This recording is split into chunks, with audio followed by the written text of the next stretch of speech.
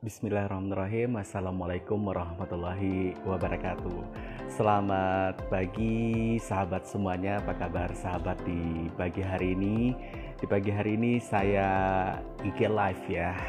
Pengen ngobrol-ngobrol santai aja bersama sahabat saya yang ada di negeri Paman Sam sana. Nah, sahabat saya ini mempunyai profesi yang hebat ya bagi saya ya sahabat ya. Nah, dia adalah seorang profesional chef sushi ya sahabat.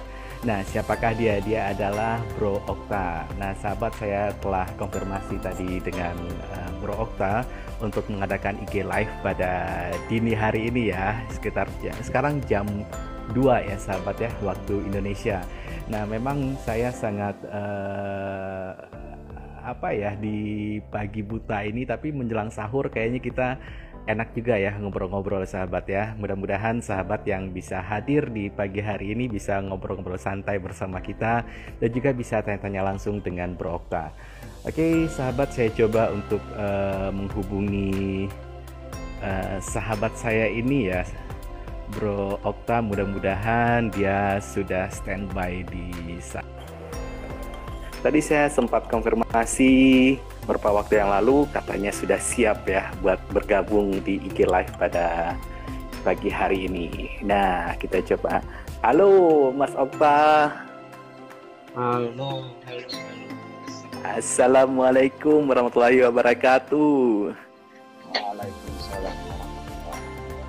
Ah, senang Gimana sekali kabar? pada Alhamdulillah, kabar baik. Mas Okta, gimana kabarnya?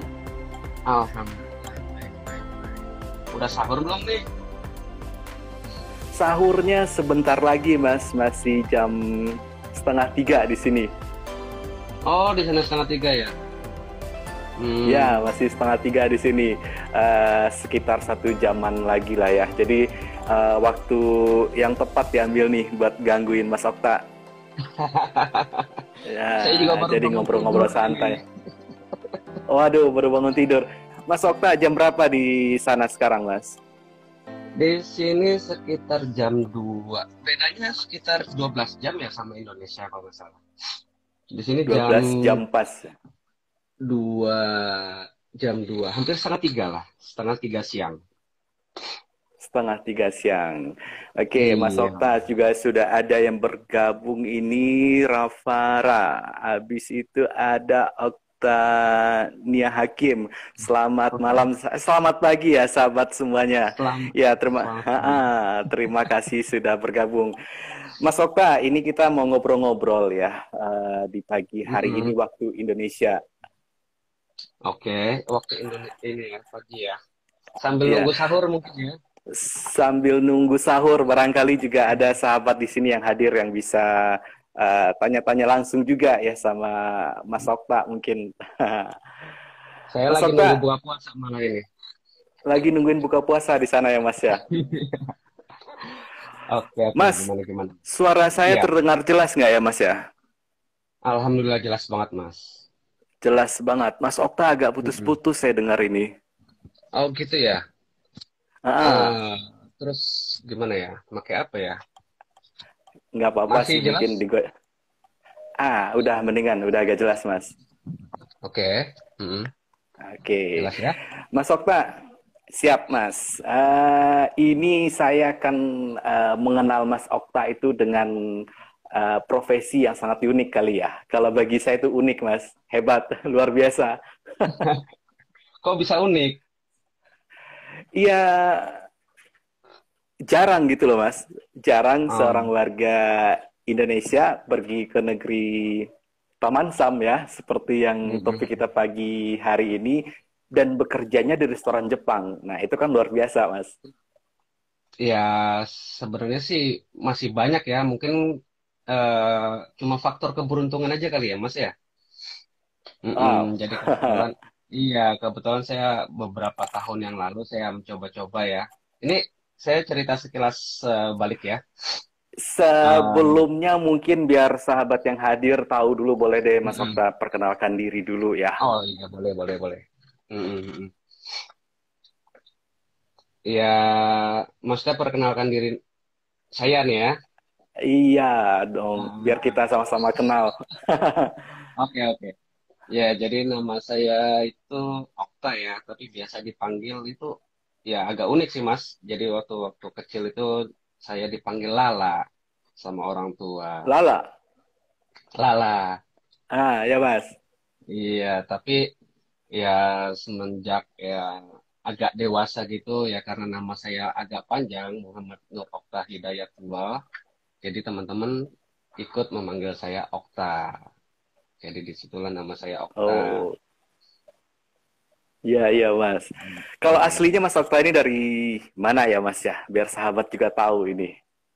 Saya lahir di Jakarta. Iya, sebenarnya sih antara Jakarta dengan Tangerang ya, Mas ya. Di Ciputat Ah, iya Mas. sebenarnya. Ciputat itu Oh, Jakarta apa Ciputat. Tangerang ya, Mas ya? Masuk Tangerang ya masuk. Tangerang ya. Masih Tangerang kali ya. Tangerang ya. Ah, Mm-mm. ya. Kayaknya Tangerang Selatan kali ya. Nah, jadi saya Hmm. lahir dan besar itu di Ciputat, di Tangerang. Dan kebetulan ibu asli Solo dan bapak asli Kuningan, Kuningan Jawa Barat ya Mas ya? Jawa Barat.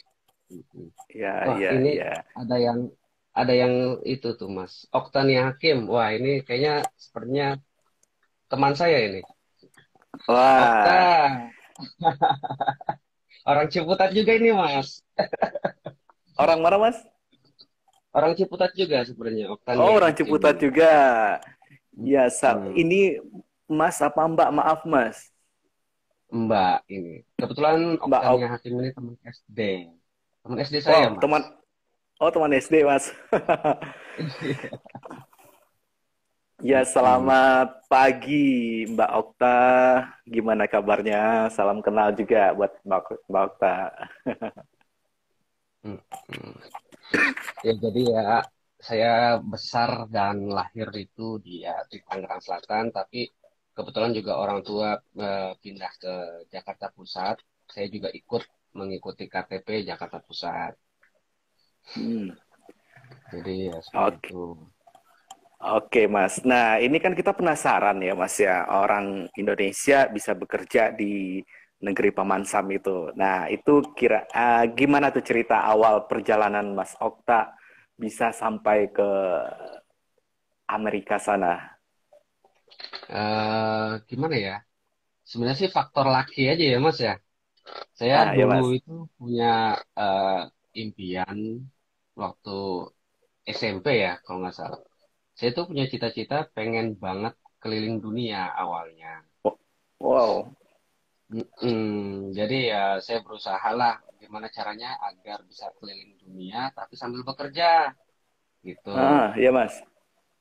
Jadi ya saya coba ikut-ikutin dari SMA itu saya nyoba belajar tentang apa sih namanya SMIP Mas ya di SMIP kalau nggak salah Sekolah Menengah Industri Menengah Pariwisata. industri pariwisata. Ah, iya Mas. Iya, jadi saya di situ ambil ya sesuai kemampuan saya. Jadi saya ngambil F&B knowledge, F&B Food and knowledge beverage ya maksudnya, Mas. Ah, ya food and Mas. beverage.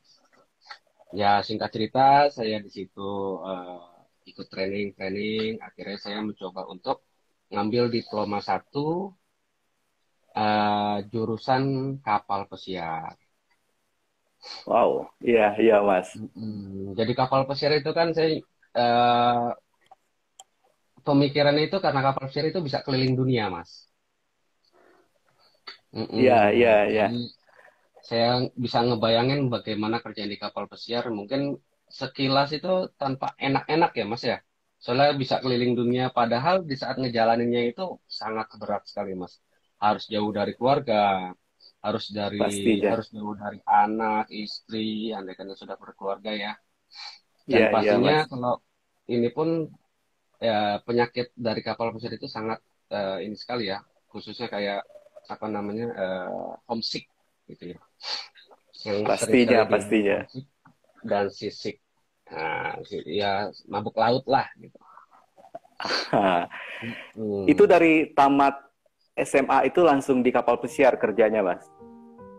Eh, dari tamat SMA saya ngambil diploma 1 dulu. Ya Diploma Mas. satu yang ada jurusannya kapal pesiar, ya saya coba-coba. Akhirnya di kapal pesiar, ya ikut-ikut dan kesampaian juga lah saya kerja di kapal pesiar. Ya, walaupun sempat nunggu berapa lama ya Mas ya? Lumayan lama sih. Saya nunggu Ya itu Mas. dari pertama ngelamar di kapal pesiar itu selama 3 tahunan kalau nggak salah. Wow. Jadi Hmm. sudah keliling-keliling dunia dulu ya Mas ya sebelum terdampar di Amerika ini. Ya alhamdulillah sih, walaupun nggak semua yang bisa saya kunjungi, khusus kayak ya kayak benua Eropa, ya alhamdulillah sudah. Terus benua ya hampir hampir semua benua sih. Cuma benua Asia aja yang Wow. nggak belum pernah. Padahal lahir di Asia tapi nggak belum pernah ke sana gitu. Luar biasa, luar biasa. Nah, terus Mas Okta, ini di Amerika ini sudah berapa lama ya Mas? Kurang lebih sekitar 5 tahunan kalau nggak salah Mas. 5 tahunan ya Mas ya.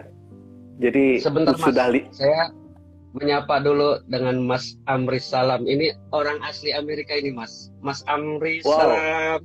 Nah ini kebetulan beliau ini tinggal di Tennessee, Nashville. orang Indonesia asli apa asli Amerika Mas? Orang Indonesia tapi tinggal di Amerika. Wow, selamat bergabung Mas Amri. Terima Salam. kasih. Wah, jadi malu ini saya. Alhamdulillah. Iya, iya, salam kenal juga Mas semuanya. Mm-mm. Nah, jadi di Amerika sudah 5 tahun ya Mas ya? Lima Kurang tahunan. lebih 5 tahunan Mas. Ya Insya Allah Lima akhir tahunan. tahun ini kalau nggak ada halangan ya pulang lah. Sudah kangen juga sama keluarga. Jadi selama 5 tahun nggak pernah balik ke Indonesia atau gimana Mas? Nggak pernah Mas, belum pernah. Wow, 5 tahun ya, lumayan ya Mas Mm-mm. ya. Pasti kangen banget sama keluarga jadinya. Iya, kangen banget Mas. Ya untungnya ada Ah, ya ada ini ya, ada kayak WhatsApp, kayak Facebook gitu kan jadi bisa eh, telepon-teleponan keluarga juga video call nggak seperti zaman dulu sangat sulit. iya, iya, benar Mas. Nah, terus Hmm. Mas Okta, nah ini waktu mulai di Amerika itu kan kalau 6 tahunan mungkin tahun 2015-an mungkin ya Mas ya? 2016 sekitar 16 2016 Mas, jadi 2016.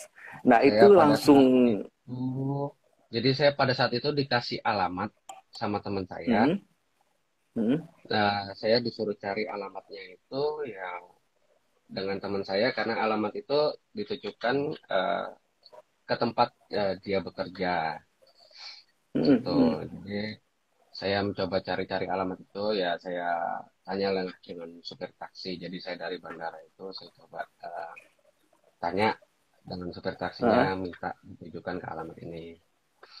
Dan kebetulan pertama kali saya ya kunjungi teman saya itu di daerah Nashville, Tennessee. Jadi saya mengunjungi teman saya itu di Tennessee di salah satu restoran Jepang. Ya hmm. nggak saya sebutin, pokoknya ada salah satu restoran Jepang di sana. Jadi saya kunjungi di sana, teman saya ya, alhamdulillah saya ketemu gitu kan. Pada saat itu ya saya coba-coba aja gitu kan, karena belum pernah saya yang namanya ke Amerika itu sendiri gitu kan. Akhirnya saya dianterin dah tuh sama teman saya, sama supir taksinya. Ya akhirnya Iya ya Mas. ketemu juga. Di situ ya saya ngobrol-ngobrol banyak, ya pada akhirnya saya coba-coba untuk mencari kerjaan sama teman saya itu. Tapi nggak langsung dapat Mas. Waktu Iya itu Mas. saya coba eh, kebetulan saat itu juga bulan puasa. Wow, iya Mas. Jadi 2 minggu sebelum Lebaran kalau nggak salah waktu itu. Nah, jadi waktu sampai di Amerika itu pertama kali kerja itu memang masuk ke restoran Jepang langsung atau ada kerja di tempat lain dulu, Mas? Langsung ke restoran Jepang. Jadi saat itu saya tinggal dulu sama teman saya. selama 1 minggu. Jadi Mm-mm. sembari menunggu itu ya saya dicarikan pekerjaan sama teman saya itu. Ya kebetulan ya nggak jauh juga dari dekat-dekat situ. Terus saya Ya ditanya, mas. ini ada pekerjaan mau nggak? Ya akhirnya saya coba gitu kan. Emang apa aja? Apa kerjanya? Nggak apa-apa, apa aja sih yang penting bisa kerja aja dulu gitu kan. Coba. Iya iya Ya mas. akhirnya waktu itu eh, saya coba cuci piring mas. Ah, iya mas. Iya, jadi dulu ada pekerjaan yang ngomongnya cuci piring. Tukang cuci piring tuh. Iya mas. Jadi deal-dealan dulu sama ownernya. Akhirnya ya mau nggak kamu jadi tukang cuci piring dulu selama kurang lebih 2 bulan kalau nggak salah. Oke, nggak apa-apa. Ya, saya ambil gitu kan. Tanpa saya tawar-tawar lagi saya ambil. Itu ya Iya mas. saya pertama kerja ya jadi tukang cuci piring dulu mas. Oh Itu selama begitu. dua Nah, bulan. nah terus bisa masuk atau memulai memulai jadi chef untuk sushi itu mas.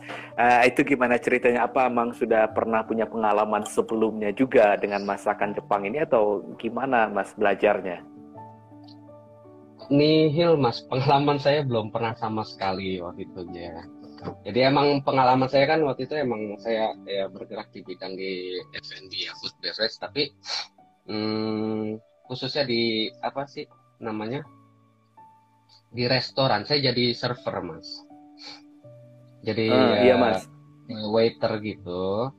Jadi saya saat saya sudah jadi waiter itu sudah lama sekali sekitar kurang lebih 15 tahun ya mas ya. Mungkin Wow, saat saya menginjakan kaki di Amerika ini saya jadi pengen sesuatu yang baru gitu. Saya pengen benar-benar sesuatu yang challenging lah gitu ya. Ya saya coba walaupun iya mas. saat itu penawarannya hanya sebagai tukang cuci piring. Tapi apapun itu ya akan saya ambil gitu kan. Semua itu kan butuh perjuangan dan proses, Mas. Mm-mm. Pastinya, pastinya, iya mas. Dan kerja keras itu akan membuahkan hasil yang sangat bagus. Saya percaya itu ya jadi sekitar 2 tahun itu saya jadi tukang cuci piring. Ownernya suka sama saya, akhirnya saya ditarik menjadi cook helper.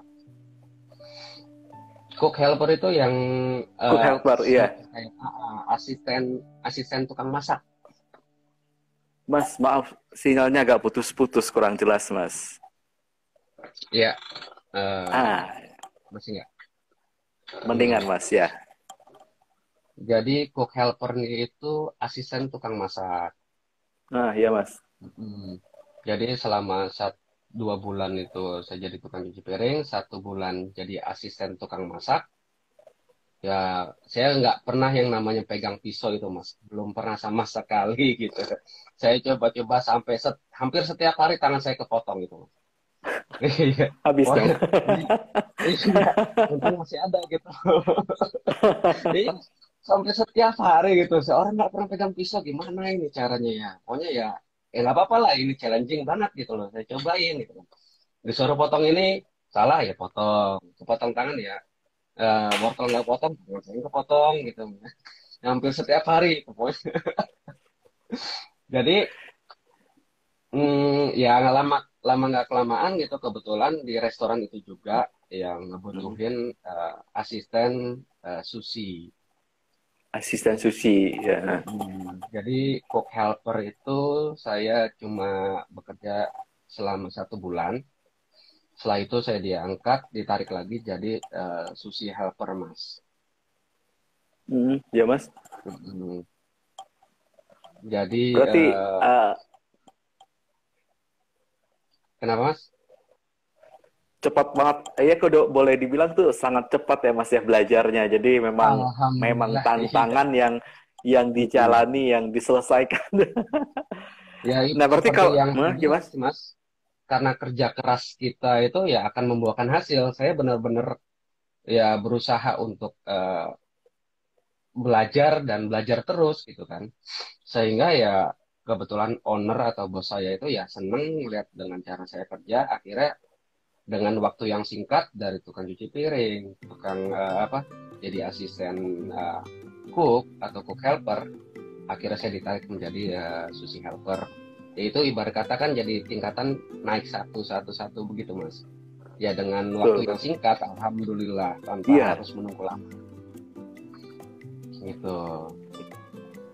luar Jadi saya biasa. banyak belajar itu di sushi helper. Ada eh, bisa dikatakan beliau itu guru sekaligus mentor buat saya. Yang pertama kali mengenalkan saya itu tentang sushi, Mas. Mas Okta, maaf suaranya agak putus-putus, Mas. Oh gitu ya? Gimana ya? Eh, Gimana mungkin Eh, Mbak Okta dengarnya ini gimana ya? Mbak Oktania Hakim, suaranya Mas Okta putus-putus nggak ya? Apa suara saya yang putus-putus, Mbak? Boleh Suaranya tolong jelas, komen di kolom komentar. Mas Budi. Suaranya jelas kok di Iya, saya. Mas. Kenapa, Mas? Mas Budi suaranya jelas Suara di saya. jelas ya, Mas ya. Oke, Hmm. kita lanjut, Mas Okta. Jadi kalau apa ya, Mas? Semuanya dipelajari ya. Kalau saya melihat itu kan sushi itu banyak banyak macam atau apa ya, Mas ya? Variasi menu atau gimana ya, Mas, sushi itu? Sushi itu ya semacam kayak art ya Mas ya. Maksudnya jelas banget loh seperti. Jelas banget Mbak Okta. Ya, terima kasih Mbak Okta. Hmm. Ya kalau sushi itu sebenarnya dibutuhkan keterampilan juga sih Mas ya. Ya, Mm-mm. Mas. Jadi ya seiring dengan perjalannya waktu ya semua itu kan butuh proses dan belajar gitu. Intinya harus belajar sih. Jadi karena ya saya benar-benar suka dengan tantangan ya kan saya coba terus walaupun eh, resikonya harus kepotong jarinya. Karena ya sushi itu eh, sangat sulit ya Mas untuk dipelajari karena ya membutuhkan keterampilan yang khusus. Karena pada dasarnya ya saya sama sekali nggak punya basic di dapur ataupun pegang pisau itu saya sama sekali nggak ada basic. Tapi saya menemukan ya guru, kebetulan beliau itu orang Indonesia juga Mas. Oh, Beliau sudah Indonesia ya juga, Mas. Indonesia juga. Saya beruntung sekali. Saya terima kasih banyak banget dengan beliau. Beliau itu sudah lama banget di sini. Ya sudah mungkin hampir puluhan tahun ya. Beliau juga semua keluarganya ada di sini, punya anak di sini. Terus sinyal Mas Budinya nggak bagus katanya. Iya, barangkali ya, Mas. Cuma saya pakai WiFi sih. Ini ya mungkin gangguan sedikit ya, Mas ya. Ya, terima kasih Mbak Oktania. Mudah-mudahan lancar sampai nanti IG live-nya nih. Hmm. Ya, lanjut Mas Ya, Okta. Gimana, Mas? jadi saya banyak belajar dengan beliau. Ya saya sebutin namanya karena ya nggak masalah sebenarnya. Nama beliau ya Pak Imam. Saya manggilnya Pak Imam. Guru sekaligus mentor. Beliau baik sekali ngajarin saya itu. Sebenarnya kalau mengajarkan seseorang yang benar-benar dari nol itu kalau nggak dengan sabar itu sulit ya Mas ya. Betul, betul sekali, Mas. Ya, dibutuhkan kesabaran karena benar-benar nggak ada basic sama sekali gitu kan. Ya, beliau Pak Imam ini mengajarkan saya itu dengan ya sabar banget Mas. Jadi ya tanpa marah-marah gitu ya. Makanya saya beruntung sekali. Ada juga kan yang ya sushi chefnya itu kebanyakan juga orang Cina ataupun orang Jepang langsung itu ada juga. Dan kebetulan saya juga beruntung sekali karena mempunyai sushi chef sekaligus guru itu orang Indonesia Gitu. sendiri, jadi nggak terlalu sulit juga gitu. Iya, iya, Mas. Nah, Mas Okta, ini kan tentang apa namanya tadi kreativitas dalam bikin sushi gitu ya.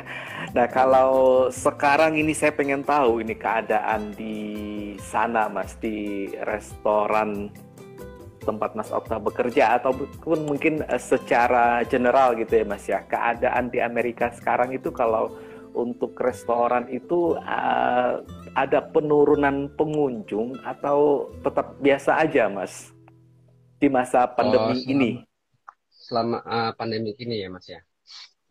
Kebetulan ya di tempat sebenarnya sih kalau di dunia kuliner di sini nggak berpengaruh ya Mas ya, Hmm. nggak berpengaruh sekali. Jadi ya sedikit sedikit sebentar cerita ke belakang dulu. Yang tadi jadi saya bekerja dengan Pak Imam itu selama 1 tahun Mas. Ya, Nah, iya Mas. jadi saya pindah selama 1 tahun itu saya mendapatkan tawaran sushi chef. Jadi saya ambil Ah, ya gitu. Mas. Jadi saya ambil tawaran sushi chef itu, kebetulan tawaran itu adalah di tempat saya bekerja saat ini. Iya Mas. Jadi ya di tempat saya bekerja ini saya mendapatkan tawaran sushi chef itu sekitar 4 tahun yang lalu. Jadi 1 tahun saya sama Pak Imam, sisanya itu saya bekerja di sini. Jadi selama itu ya alhamdulillah saya mendapatkan posisi menjadi sushi chef. Ya seiring dengan berjalannya waktu ya mendapatkan apa sih namanya, ya kita mendapatkan musibah ya seluruh dunia ini ya Mas ya, termasuk Iya, Indonesia atau Amerika itu sekitar 1 tahun yang lalu. betul Itu ya Mas. ya mungkin kalau 1 tahun yang lalu itu berdampak yang sangat buruk ya buat seluruh dunia ya, khususnya di bidang kuliner kayak di restoran ataupun di food court atau dimanapun yang sekiranya banyak sekali yang kontak dengan orang-orang langsung gitu ya Mas ya. Iya Mas. Jadi selama saat itu waktu 1 tahun yang lalu itu di Amerika kebetulan waktu itu semuanya tutup Mas, restoran lockdown. Hmm. Jadi selama lockdown itu kita khususnya di tempat saya bekerja itu kita cuma bisa buka untuk take away aja Mas. Selama 3 bulan kalau nggak salah selama lockdown itu. Jadi selama 3 bulan lockdown, jadi Iya Mas. semua restoran itu diwajibkan hanya untuk take away saja. Jadi nggak ada ya tamu-tamu yang makan di restoran. Ya itu untuk menghindari ya Mas ya. Pastinya, Jadi iya Mas. mm, jadi entah itu pemesanan yang lewat telepon ataupun via online. Jadi kita tinggal bikin aja order pesanannya saat berdasarkan orderan. Jadi ya sangat mempengaruhi sekali sih Mas ya. Jadi alhamdulillah saat itu saya juga ikut bekerja. Jadi kan walaupun restoran tutup pun ya tetap saya bekerja, tapi ada beberapa juga teman yang kurang beruntung sih Mas ya. Maksudnya ya gimana ya? Dibilang beruntung ya mungkin kurang beruntung. Maksudnya ya mungkin orang-orang takut ya Mas untuk keluar ya saat itu ya, saat yang benar-benar saat yang lagi-lagi apa? Lagi gencar-gencarnya virus itu ya, pandemi Iya, itu iya loh. Mas. Jadi sebagian karyawan itu dirumahkan selama 3 bulan, Mas. Ya, di sisi lain ya saya merasa kasihan juga ya, mereka itu punya keluarga, mereka juga harus mengirimi uang untuk keluarganya di rumah, karena mereka butuh Mm-mm. pekerjaan juga. Ya kebetulan ya saya ya dipercayakan sama ownernya untuk bekerja terus selama 3 bulan Iya. lockdown itu, Mas. Mm-mm. Jadi kalau berdampak pasti ini ya Mas ya. Tapi setelah 3 bulan itu sudah diperbolehkan lagi untuk makan di tempat gitu ya Mas ya. Iya, setelah 3 bulan itu diperbolehkan lagi untuk makan di tempat. Jadi, tapi eh, insya Allah akhir tahun ini, Okta, insya Allah kalau nggak ada halangan. Oh iya Mbak Okta nanya ini kapan pulang ke Indonesia ini Mas. Nanti nanti kita reunian lagi pokoknya. Ya ketinggalan. Iya, balik lagi. Jadi gini, Mas. Setelah 3 bulan itu buka kembali seperti normal lagi, tapi ya dimanapun ya pasti ada yang istilah yang sosial sosial apa social distancing itu ya Social Mas ya. distancing on. Ya Mas. Hmm. Jadi di sini tuh social distancingnya 6 kaki Mas, 6 feet.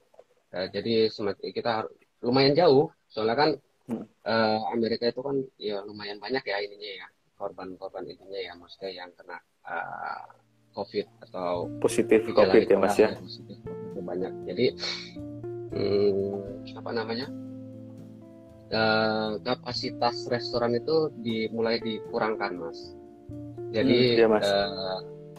dari kapasitas 100%, jadi semua restoran di Amerika itu nggak boleh menerima full capacity. Jadi hanya 50%. Jadi 50%. misalkan kapasitasnya itu bisa menampung 100 tamu, jadi kita hanya bisa menerima 50 tamu. Dengan catatan ya seperti ini Mas. Jadi ya kalau di restoran itu kan ada meja, misalkan mejanya itu ya jajar gitu ya Mas ya. Kita harus mengkosongkan satu meja, terus jadi semacam dikosongkan satu meja gitu Mas. Jadi misalkan satu meja dilengkap satu, itu ya dilengkap ya, satu. Semacam kayak untuk menjaga jarak juga. Jadi kita nggak bisa full, jadi harus setengah. Tapi kalau untuk penjualan secara umum tidak terlalu berpengaruh mungkin ya Mas ya, karena bisa take away tadi, bisa ya walaupun tidak restoran nggak full tapi penjualan tidak terlalu turun ya Mas ya. Iya, sebenarnya sih nggak terlalu turun banget ya, nggak beda jauh juga sih Mas.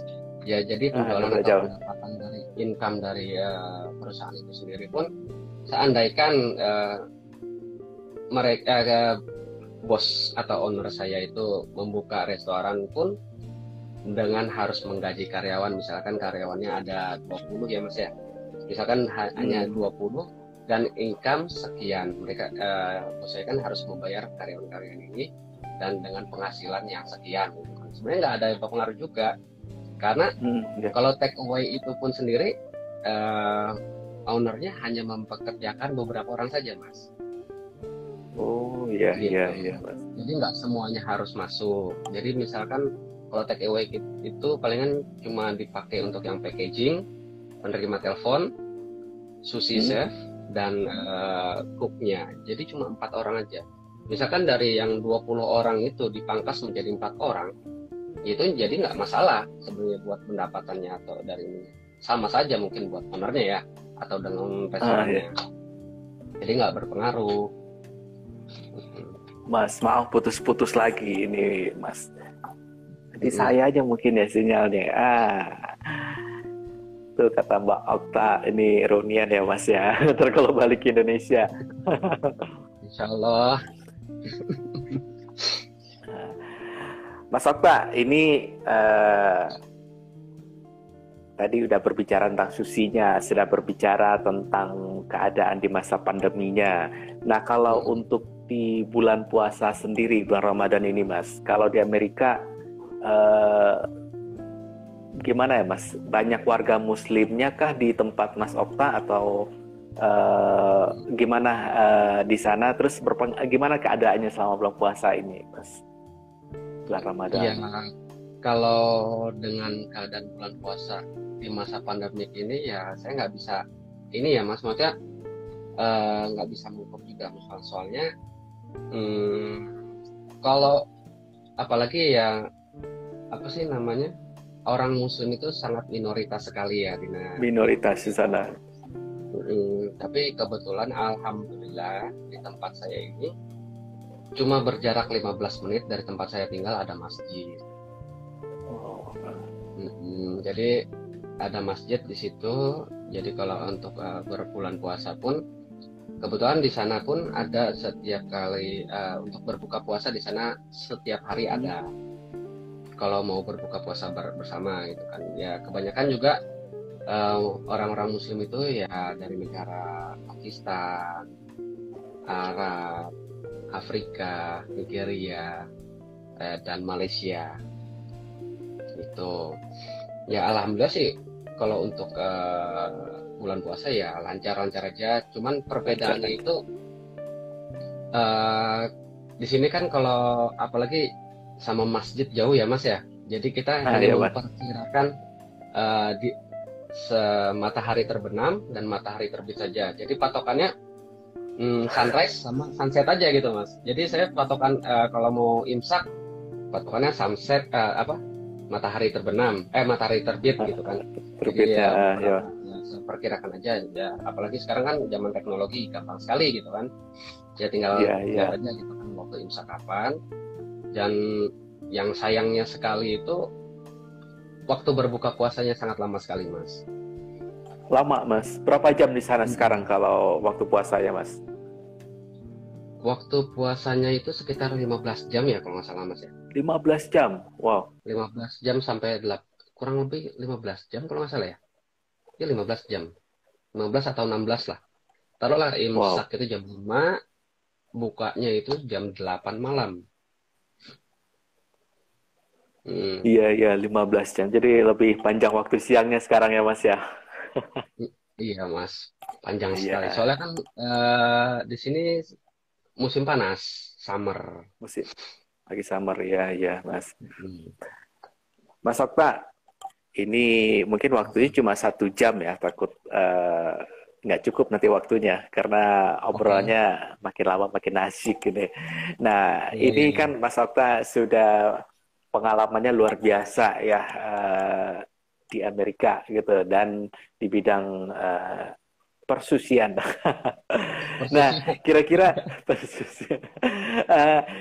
Eh, nanti kan rencananya ya seperti obrolan tadi dan juga sebelumnya kita ngomong-ngomong Mas Okta akan balik ke Indonesia ya kalau nggak ada halangan tuh akhir tahun ini ya rencananya ya Mas ya. Insya Allah, Nah, Mas. kira-kira punya rencana nggak ya dengan eh, pengalamannya di Amerika nanti untuk di Indonesia ada nggak kira-kira rencana apa gitu Mas planningnya? Kalau boleh tahu ini ya. Rencana, mm, mm, mm. Ya rencana sih, ya saya ingin membuka usaha ya kecil-kecilan ya Mas ya. Ya sebenarnya kalau kita membuka usaha sendiri itu kan harus sesuai dengan passion kita sendiri. Ya Betul diutamakan ya Mas. dengan hobi kita dan bakat kita. Mhm. Ya, apalagi kalau Hmm. yang namanya usaha mencoba-coba itu kan ya, sulit sekali gitu kan. Ya saya berusaha untuk Ya, benar. memanfaatkan apa yang saya punya saat ini. Saya ingin berusaha untuk coba buka usaha kecil-kecilan di rumah ya. Mungkin kayak buat warung apa restoran Masa, Jepang lah. Mungkin bukan resto ya, mungkin warung lah sebuah saya kecil-kecilan ah, itu. Saya coba dari konsep awal dulu. konsepnya Konsepnya warung Japanese tapi lah. omsetnya restoran, resto itu Mas ya. Amin ya Allah. Ya. Insya Allah, Mas. Mudah-mudahan banget Iya, itu, luar Mas. biasa. Amin, amin, amin. Iya, konsep warung, omset Hmm. resto. Ah, iya, iya, iya, Mas. Ya, menarik sekali ya Mas ya. Mudah-mudahan pembicaraan kita, obrolan kita santai kita pada pagi hari ini, dini hari ini di waktu Indonesia menjelang sahur ini memberikan ada manfaatnya yang bisa diambil nanti bagi sahabat-sahabat uh, yang hadir di di pagi hari ini di IG Live ataupun nanti yang bisa ngelihat juga di IGTV nanti kita di save aja video kita ini ya Mas ya. Eh, Sukses buat Mas Okta, sehat-sehat selalu di sana Mas. Mudah-mudahan perjalanan karirnya semakin bagus dan nggak lupa balik ke Indonesia tentunya sama keluarga. Amin. Udah lama nggak ketemu ya Mas ya. Yang namanya tanah air itu benar-benar ya nggak akan saya lupakan, Mas. Kangen juga sih sebenarnya. Iya benar sekali Mas Okta. Ya mudah-mudahan ada manfaat yang bisa diambil dari sharing kita di pagi hari ini ya Mas ya, memberikan inspirasi juga buat sahabat semuanya. Terima kasih banyak buat Mbak Okta. Tadi ada siapa tadi Mas yang sudah hadir warga Indonesia yang ada di Amerika kata Mas Okta? Mas Mas Mas Amri Amris, Salam. Mas Amri Salam, ada Mbak Tita juga ini hadir. Terima kasih. Mbak Rara juga ada. Ya semuanya yang sudah hadir pada pagi hari ini. Semoga sehat selalu. Semoga lancar puasanya, semakin berkah dan bahagia selalu, Mas ya.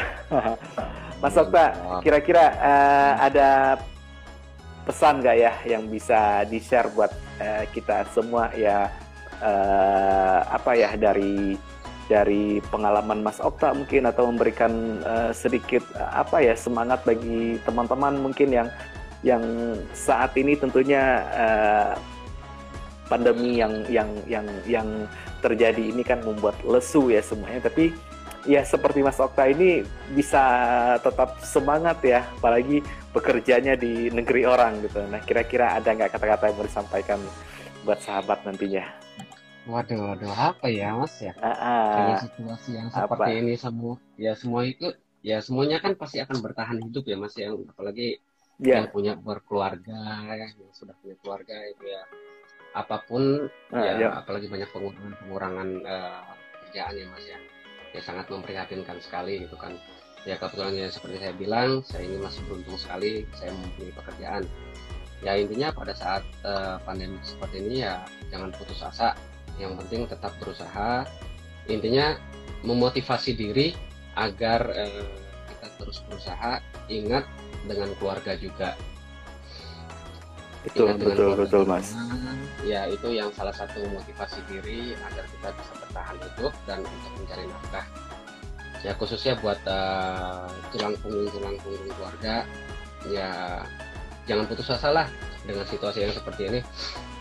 Kebanyakan juga kan ya mungkin banyak kejadian-kejadian kayak mereka yang seperti pengurangan keluarga, pengurangan tenaga kerja atau pengurangan pekerjaan itu kan ya sangat riskan sekali ya Mas, sehingga banyak sekali melakukan kejahatan atau itu entahlah jambret atau pembegalan, ya hindarilah seperti itu ya. Mudah-mudahan nggak akan terjadi juga sama kita. Intinya ya untuk motivasi diri sendiri ya ingat dengan keluarga lah. Ingat dengan keluarga ya bertahan untuk hidup dan mencari nafkah untuk keluarga, itu aja lah intinya. Ya benar. Jadi berapapun rezeki yang kita terima itu sudah diatur dan jangan lupa untuk bersyukur tentunya ya Mas ya. Apalagi bagusnya itu kita sisihkan juga Mas untuk yang kurang mampu atau kurang beruntung, itu sangat bagus. Karena sangat sulit sekali kita untuk menyisihkan sangat sulit sekali untuk menyisihkan penghasilan kita itu di saat seperti ini ya. Di saat seperti ini penghasilan kita nggak besar misalkan ya, penghasilan kita sedikit, untuk menyisihkan sebagian penghasilan rezeki kita ya Mas ya. Itu sangat sulit sekali. Orang pasti akan berpikir, tapi kembali lagi kepada diri sendiri. Karena ya mungkin rezeki apa yang kita punya itu ya mungkin ada sebagian milik orang lain. Alangkah baiknya kita bagikan juga. Betul sekali. Ya insya Allah lah ada balasannya. Semoga berkah. Ya, amin. Ya, insya Allah juga kita berbagi itu buat mengundang rezeki kita juga yang lebih banyak ya Mas ya. Ya, karena satu kebaikan yang kita lakukan insya Allah akan datang berjuta kebaikan lagi kepada kita. Insya Allah itu janji Allah. Ya, benar sekali. Mas Okta, terima kasih banyak, ini nggak berasa udah mau 1 jam sepertinya. Takutnya waktunya di-cut, kita nggak bisa closing. Mudah-mudahan di lain waktu kita bisa ngobrol-ngobrol lagi ya Mas ya, mungkin di topiknya yang lain. Kayaknya banyak kepikiran jadinya setelah ngobrol-ngobrol sama Mas Okta. Pengen nanya ini, tapi kayaknya topiknya pada malam hari ini nggak sesuai ya. Mudah-mudahan bisa kita ulang lagi. Insya Allah Mas. Oke Mas Okta, saya mengucapkan terima kasih banyak Mas Okta ya. Saya juga minta maaf buat sahabat semua nanti yang menyaksikan video ini kalau ada salah-salah kata ya. Jadi maksud kita di sini buat sharing santai saja, mudah-mudahan bisa memberikan inspirasi dan motivasi buat kita semua. Mas Okta, kita sudahi mungkin IG live kita pada dini hari ini, pagi hari ini di waktu Indonesia ya Mas ya. Ya, terima kasih banyak buat sahabat yang sudah hadir pada pagi hari ini. Semoga sehat selalu, semakin berkah rezekinya ya Mas ya. Akhir kata kita sudahi. Wassalamualaikum warahmatullahi wabarakatuh. Waalaikumsalam. Terima kasih banyak. Sama-sama, Mas.